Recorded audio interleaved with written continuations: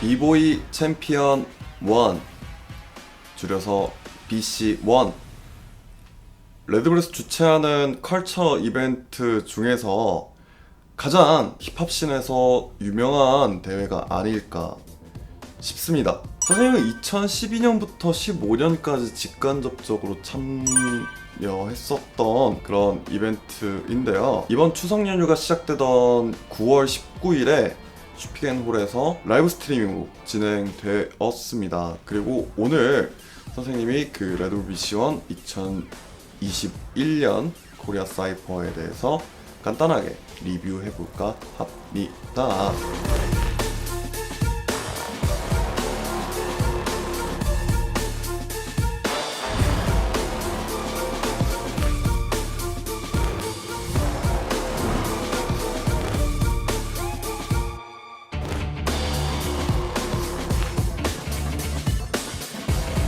일단 BC1에 대해서 좀 아셔야 되겠죠? 세계 5대 비보이 대회 중 하나고요. 그리고 지금 세계 5대 비보이 대회 중에서 제대로 명맥을 이어오고 있는 대회이기도 합니다. 그러니까 다른 대회들은 지금 없어지거나 아니면 축소되거나 이랬는데 유일하게 온전하게 이제 명맥이 유지돼 오는 그런 대회고요. 그리고 다른 대회들과 는 조금 달리 메인 프로그램 자체가 1대1로 진행되는 비보이 배틀입니다. 즉 개인전이라는 거죠. 개인전으로 진행되는 게 메인 이벤트로 깔리는 그런 비보이 대회라고 할 수 있겠습니다.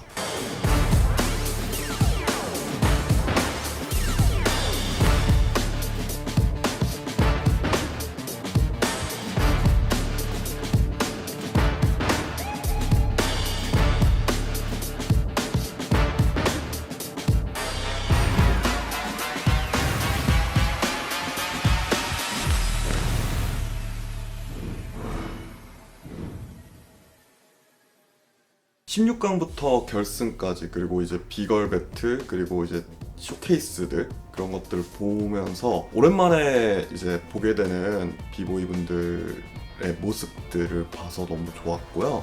그리고 라이브 스트리밍임에도 불구하고 그 현장감을 뭐 100%까지는 아니었겠지만 그래도 정말 온전하게 전달해 주기 위해서 많은 비보이 분들이 그 무대에다가 굉장한 열정들을 쏟으시는 모습을 보고 역시 우리나라 비보이구나 라는 생각이 들었고요. 과연 이 사람들이 이제 세계 무대에 나가서 어떤 활약들을 또 하고 오실지도 굉장히 기대되는 부분이었습니다. 네. 실제로 코리아 사이퍼를 더 재밌게 보시는 분들이 많아요. 다른 이제 엘리미네이션 그 예선전들에 비해서 더 코리아 사이퍼에 집중하시는 분들도 많으신데 그 이유는 왜 그런 거죠? 라고 물어보시기보다는 직접 한번 보시기 바라겠습니다. 왜 그런 건지. 당연하게도 우리나라 비보이들이 잘하는 거겠죠? 근데 이거는 사실 선생님이 말로 설명하는 것보다 여러분들이 직접 보시는 게 훨씬 더 좋을 겁니다. 다만 아쉬웠던 부분도 존재합니다. 사실 미리 말씀드리자면 선생님은 레드불 BC1뿐만 아니라 레드불에서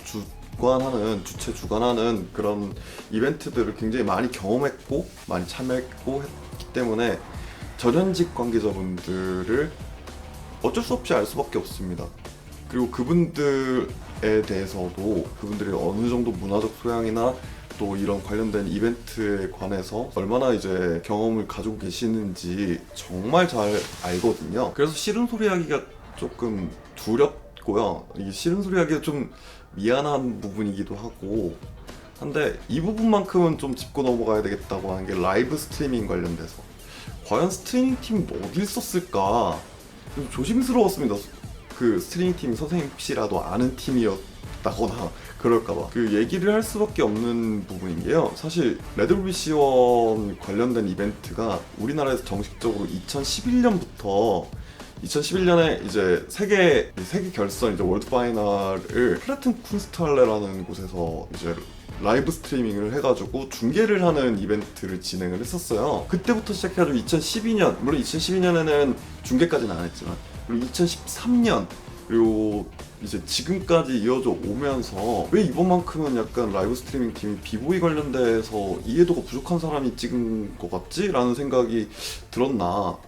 라고 스스로 좀 자문하게 되는 시간이었거든요. 원래 그냥 비보이 관련된 이벤트를 라이브 스트리밍 할 때는요, 이제 비보이 관련돼서 좀 전문적으로 찍어보셨던 분들이 이제 개인이나 팀으로 이제 오셔가지고 이제 그걸 자문을 해주시거나 직접 찍으시거나 하시거든요. 근데 이번만큼은 라이브 스트리밍 하실 때 그 누구랑 배틀인지 이게 아는 사람들은 알겠지만 모르는 사람들은 모르거든요.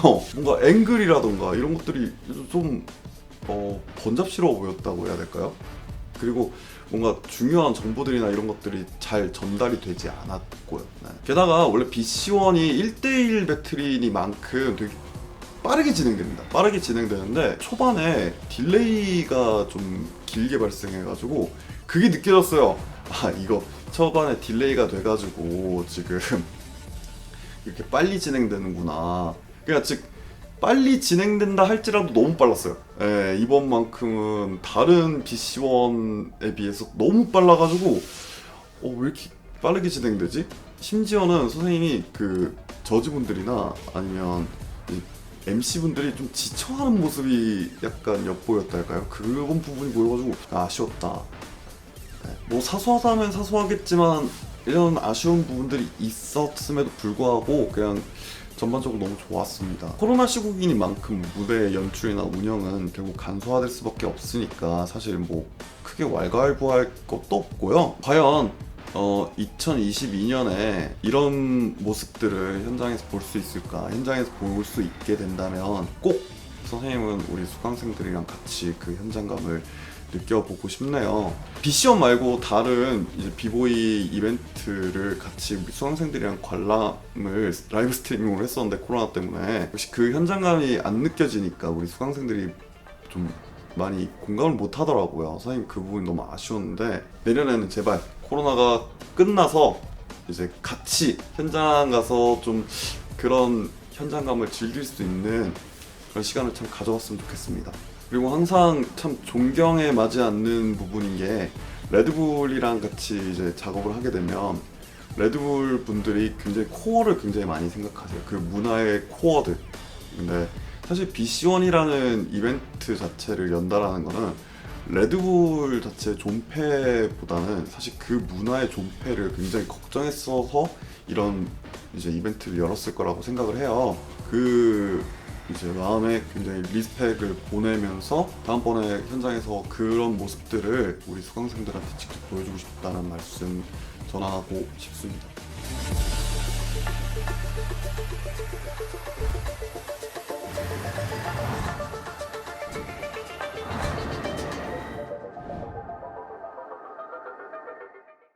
사실 2021년 코리안 사이퍼도 선생님은 그냥 이제 흘려보낼 뻔했습니다. 근데 선생님한테 특별한 의미로 다가오게끔 만들어준 친구가 한 명 있어요. 아마 영상 보면 알 거예요.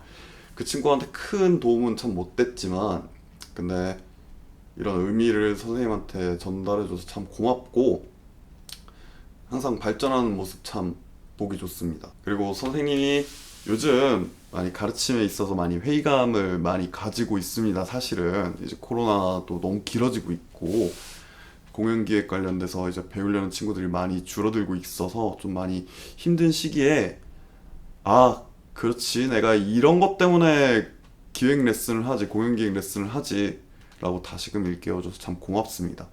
아마 누군지 알 거예요 본인은. 네.